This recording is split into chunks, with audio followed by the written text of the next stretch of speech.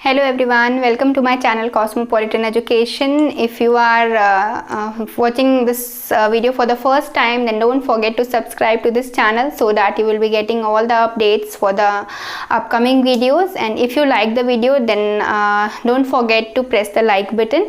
If you are having any doubts, any queries, then in that case also don't forget to write in the comment section.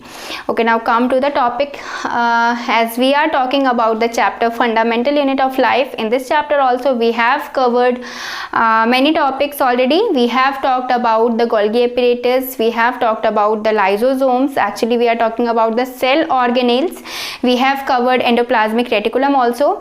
So the cell organelle about which we are going to talk today is mitochondria. This is very you can say interesting cell organelle. Actually it has many different features which are not present in any other cell organelle. So as you can say, the first point which I have written here, it is the powerhouse of the cell.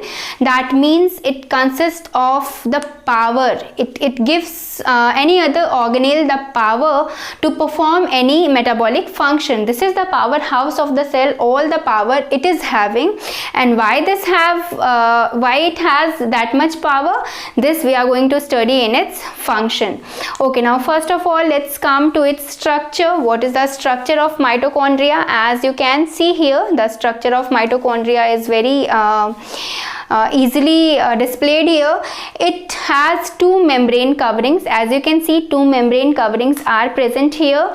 The outer membrane is porous. The membrane which is present at the outer region, it is porous. That simply means it has pore-like structures. It shows the presence of some pores, while the inner membrane is deeply folded. As you can see here, the inner membrane is showing some foldings deeply inside, and this folding of the inner membrane, actually it is present, or it is like that because it plays a major role in the function of mitochondria. So first of all you have to observe its structure very clearly. It has two membrane coverings. The outer membrane is porous while the other inner membrane is deeply folded. Okay, so as I was telling you that these folds which are present in the inner membrane, they are responsible to, you can say, to make the mitochondria more efficient, because as the inner membranes are deeply folded, they increase the surface area for the proper working of mitochondria. And basically now let's talk about the function of mitochondria. As it is the powerhouse of the cell, so it produces, or you can say it stores the energy in the form of molecules called ATP. ATP is your adenosine triphosphate, and this is also called as the energy currency.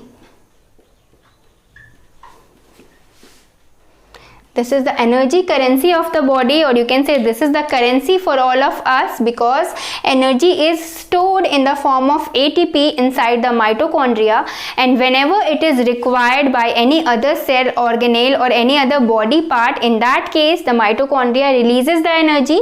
It breaks some bonds inside it, and in that breaking of the bonds, energy is released in the form of ATP, and it is given to those parts of the cell where energy is required. So basically this is the basic function of mitochondria. It is the powerhouse of the cell, as I have already told you. And when we discussed about its structure, it has two membrane coverings. The outer membrane is porous in its structure, and the inner membrane is deeply folded. Why it is deeply folded? Because it is increasing the surface area for the proper working of mitochondria, because it is collecting, or you can say it is storing the energy currency. So that's why its area should be large, so that it can store more energy.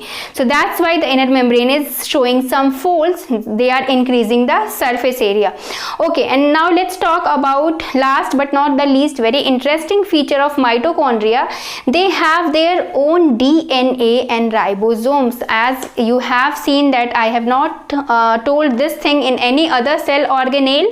One another cell organelle is there which has this property. I will talk about that in the next video. But here for mitochondria, you have to know that they have their own DNA and ribosome. This character makes them very unique in itself. And what can be the outcome of this feature actually? If they are having their own DNA and ribosome, what can they do because of this property?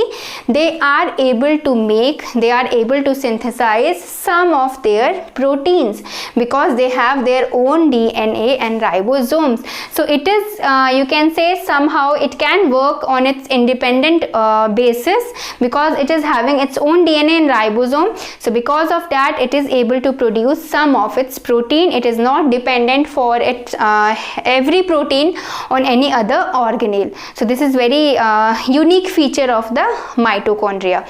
So this was about the cell organelle mitochondria. For another cell organelle, stay connected, watch the videos till the end, and if you like the video, don't forget to press the like button. Thank you for watching.